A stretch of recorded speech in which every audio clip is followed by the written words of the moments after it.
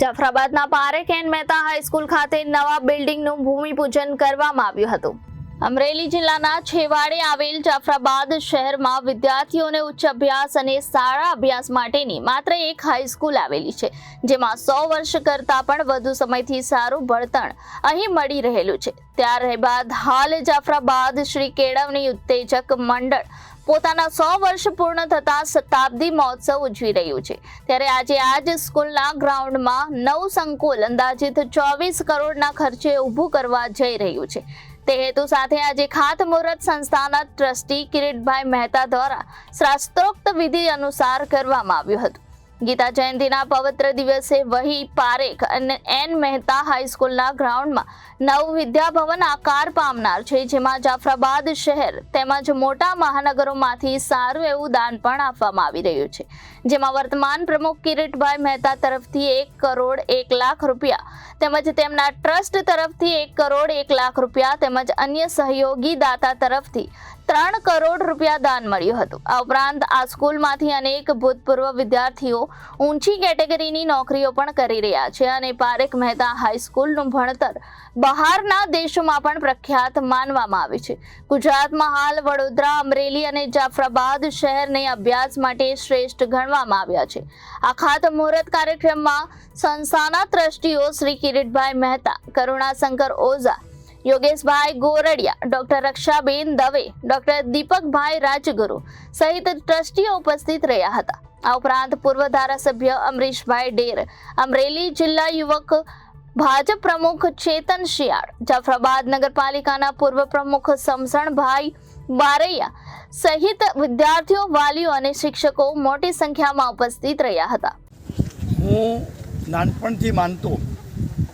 કે મનુષ્યએ પોતાની જન્મભૂમિ, કર્મભૂમિ અને ધર્મભૂમિમાં એવું કાર્ય કરવું જોઈએ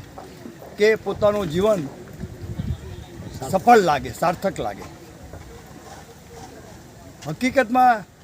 આ સંસ્થામાંથી, જાફરાબાદમાંથી મેં એજ્યુકેશન અને ઘણું બધું મેળવ્યું, પણ મને હંમેશા મારા હૃદયમાં એક દુઃખ રહેતું હતું, એક આશા રહેતી હતી કે મારી જન્મભૂમિમાં કંઈક કરવું જોઈએ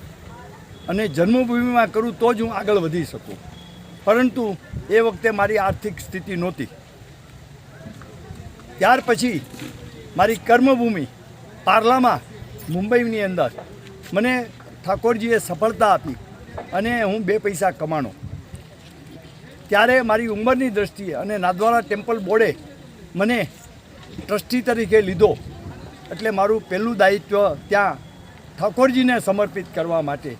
મેં ત્યાં આગળ 15 વર્ષ સેવા આપી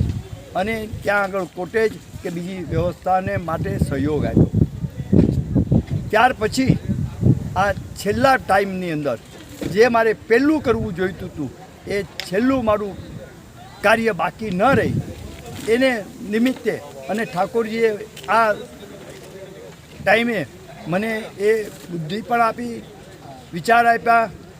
અને મેં એ જોયું કે જો હું પહેલાં કરવા ધાર્યો હોત તો આ ન થઈ શક્યું હોત, પરંતુ પૈસા તો હું પૂર્ણ તો ન જ આપી શકું, તો મારી સાથેના મારા સહયોગીઓ કે જેની સાથે મેં વર્ષો સુધી કામ કરેલું છે, એવા સહયોગી જ્યાં મેં પ્રેરણા મેળવી છે, એવા સહયોગી જ્યાં મેં કંઈક કાર્ય કરીને એને ઉપકારથી મેં વ્યવહાર કરેલો છે, એવા સહયોગીથી મને પૈસા મળે તો જ મારાથી આ કાર્ય પૂર્ણ થાય એમ હતું। મને કહેતા આનંદ થાય છે કે મારા કર્મભૂમિના પાર્લાના અને મુંબઈના મિત્રો, સંબંધીઓ એ ઉદાર દિલે મને હજી કાર્ય શરૂ કર્યું નથી ત્યાં જ સહયોગ આપીને 3 કરોડ રૂપિયા જેવા માતબર રકમ મને આ શાળાને માટે આપ્યા છે અને મારા દીકરાએ પણ મને 1 કરોડ રૂપિયા અને મારા ટ્રસ્ટ મેં જે બનાવેલું છે સારા કાર્યને માટે એમાંથી હું 1 કરોડ આપું છું, એટલે 5 કરોડ રૂપિયા અમે મેળવેલા છે। મને આશા છે કે મારી જેવા આ સંસ્થાના હજારો બાળકો જેણે આ સંસ્થામાંથી અભ્યાસ અને કેળવણી મેળવી છે એ બાળકો આ સંસ્થાનું ઋણ ઉતારવા માટે આગળ આવશે અને આ સંસ્થાને કોઈ દિવસ પૈસાની લક્ષ્મીની